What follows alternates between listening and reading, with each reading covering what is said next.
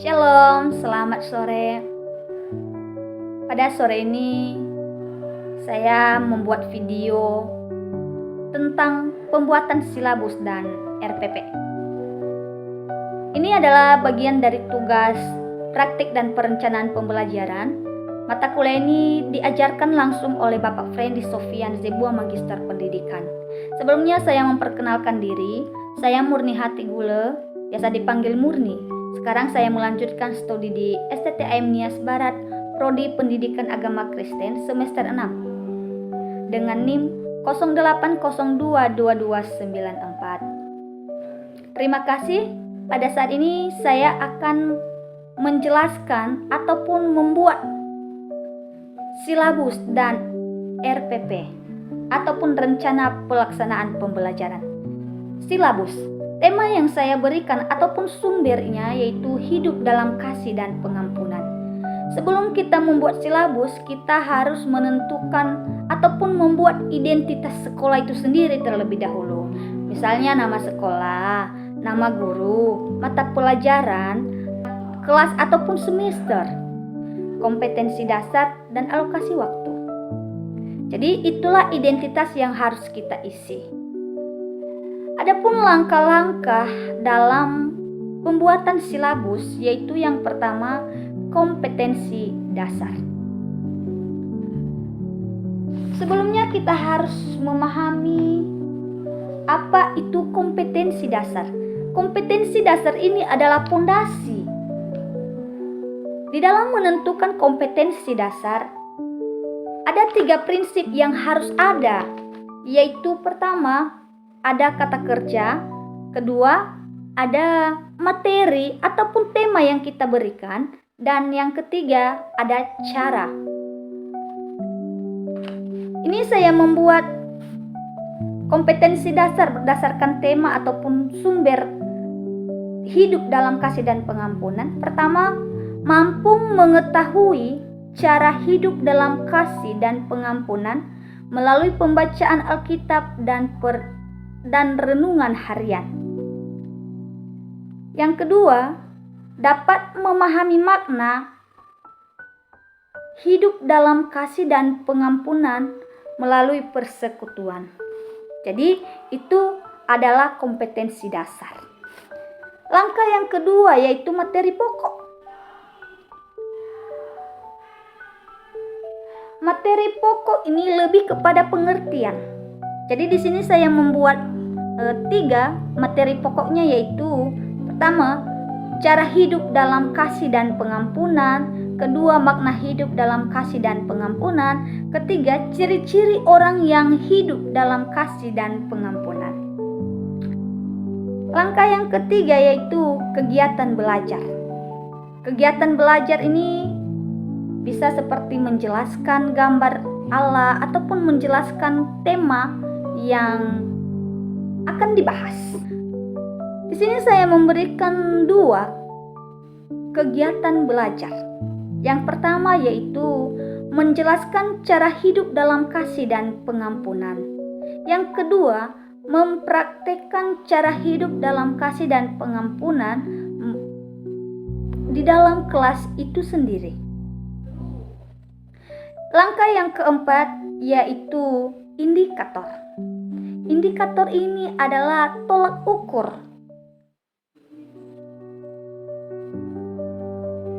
Di indikator kita dapat melihat sejauh mana siswa mampu memahami pembelajaran yang kita ajarkan.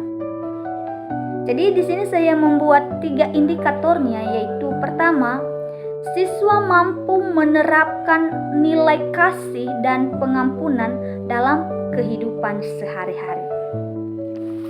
Indikator yang kedua yaitu siswa mampu mengembangkan sikap saling mengasihi dan mengampuni dalam interaksi sosial ataupun dalam pergaulannya sehari-hari.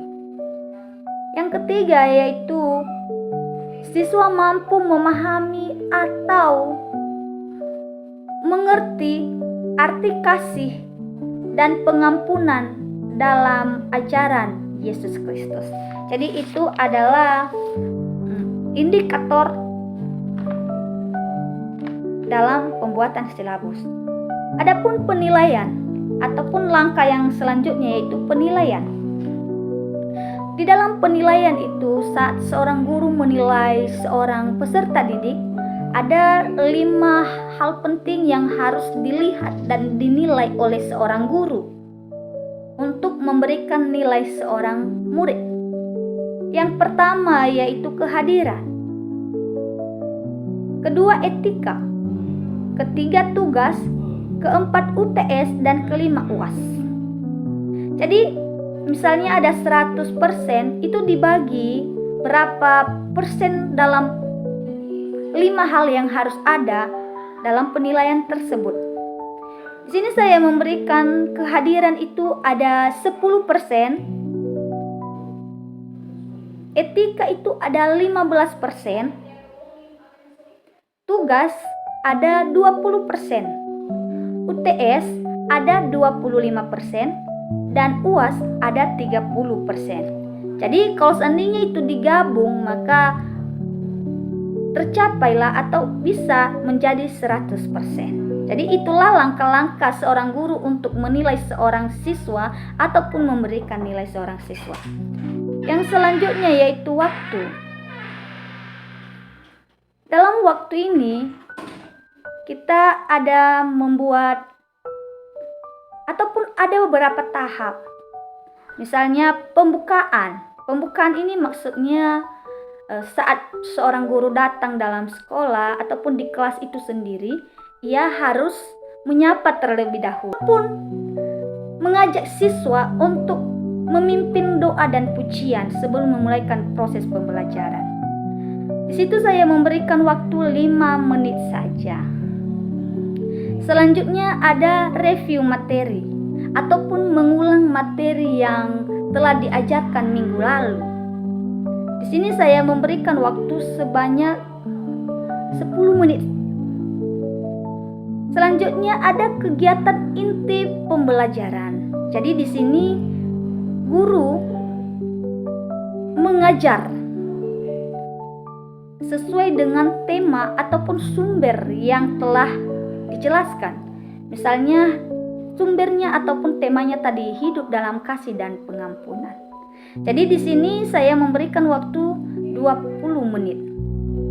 Selanjutnya setelah proses ataupun kegiatan inti pembelajaran, di situ ada diskusi.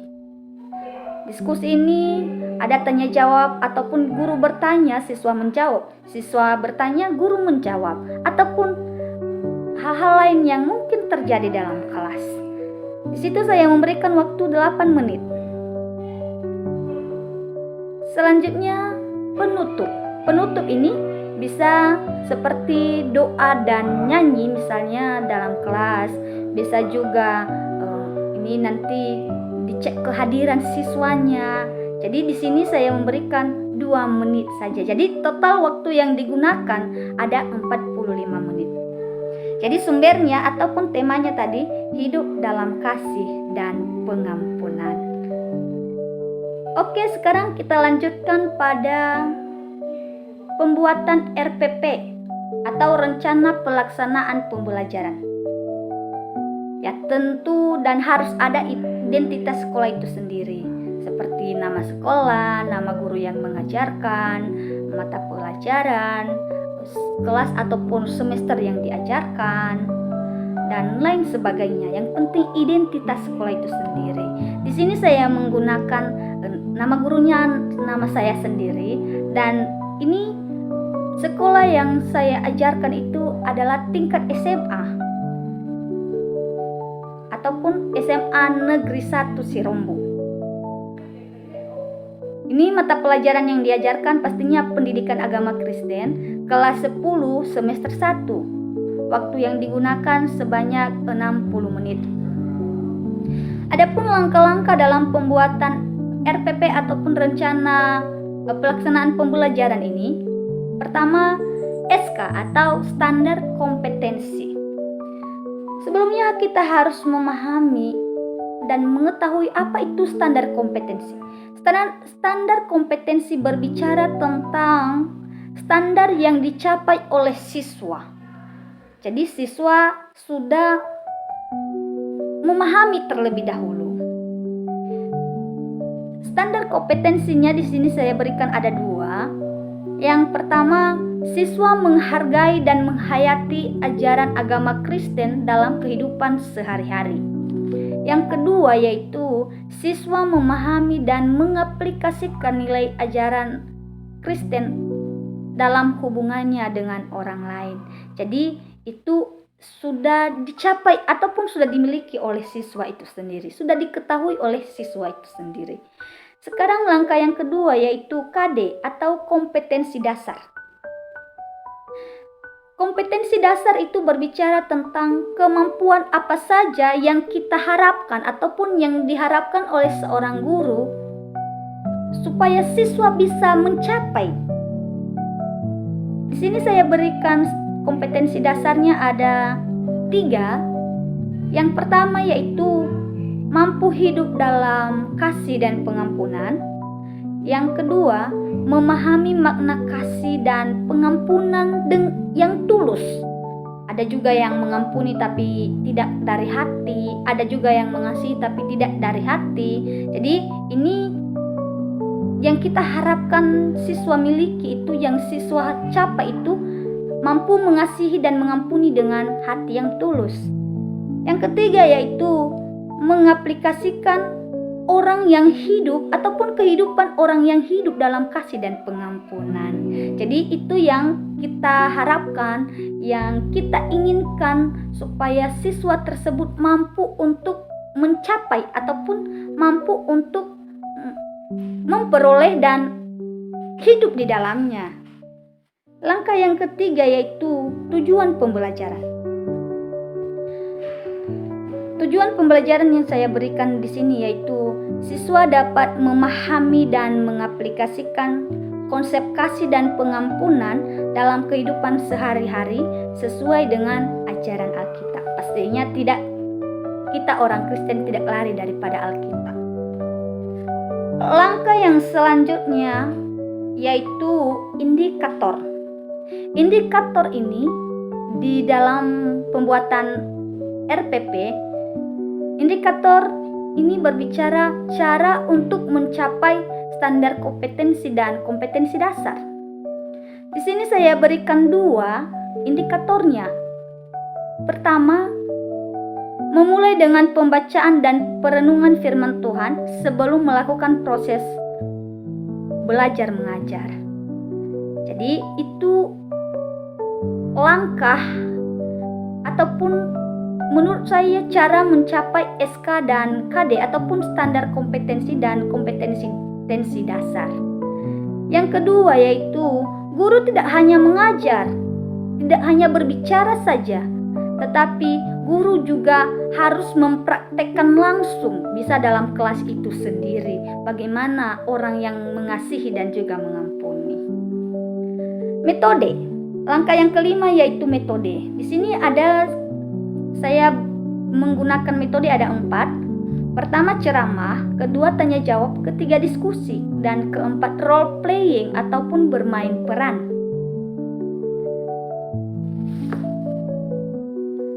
Di sini ada beberapa tahap. Tahap yang pertama yaitu pendahuluan. Di dalam pendahuluan ini ataupun kegiatan pembelajarannya itu ada salam. Misalnya guru datang tidak langsung belajar, pasti akan menyapa. Kalau seandainya guru datang secara tiba-tiba, pasti itu namanya mengajarkan siswa ataupun murid dalam hal-hal yang tidak baik. Setelah itu nyanyi dan doa sebelum memulaikan proses pembelajaran. Guru juga bisa memulai dengan absensi ataupun mengecek kehadiran. Dan selanjutnya review materi minggu lalu. Itu yang ada dalam pendahuluan. Metode yang digunakan dalam kegiatan pembelajaran ini di pendahuluan, di tahap pendahuluan yaitu diskusi, tanya jawab, itu sendiri. Ada pun sumber yang digunakan ataupun sumber belajar yang digunakan dalam tahap pendahuluan ini khususnya di kegiatan pembelajarannya, yaitu buku dan daftar hadir. Waktu yang digunakan di sini saya berikan 8 menit saja. Tahap yang kedua yaitu penyajian. Penyajiannya ada kegiatan pembelajarannya. Di sini saya berikan ada 3 kegiatan pembelajaran. Pertama, arti kasih dan maknanya. Kedua, arti pengampunan dan maknanya. Dan ketiga, kehidupan orang yang hidup dalam kasih dan pengampunan. Adapun metode yang digunakan di sini yaitu ceramah, tanya jawab, diskusi, dan bisa juga role playing ataupun bermain peran. Sumber yang digunakan bisa buku paket ataupun buku diktat itu sendiri, Alkitab, dan buku-buku lainnya yang berkaitan dengan tema yang diajarkan. Di sini waktu yang digunakan saya berikan sebanyak 40 menit. Tahap yang ketiga yaitu penutup. Di tahap ini kegiatan pembelajarannya yaitu membuat kesimpulan. Guru membuat kesimpulan dari proses pembelajaran ataupun kelas pada saat itu. Setelah itu bisa juga guru membuat games supaya siswa mampu mengingat dan mudah untuk memahami apa makna dan maksud yang diajarkan oleh guru tersebut. Dan setelah itu bisa juga doa penutup. Dan jangan lupa memberikan PR ataupun pekerjaan rumah kepada siswa sehingga mereka terlatih dan mampu untuk memahami dan pembelajaran tidak sia-sia. Metode yang digunakan yaitu ceramah, diskusi, tanya jawab, dan role playing ataupun bermain peran. Sumbernya yaitu diktat itu sendiri, bisa juga digunakan Alkitab ataupun buku-buku lainnya. Di sini waktu yang digunakan ada 12 menit. Jadi total waktu yang dipakai selama proses pembelajaran di sini saya buat sebanyak 60 menit. Demikian video pada sore hari ini. Saya sadar ada banyak kesalahan dan keterbatasan dalam menyampaikan materi. Dengan kerendahan hati saya minta maaf dan akhir kata saya ucapkan terima kasih. Shalom.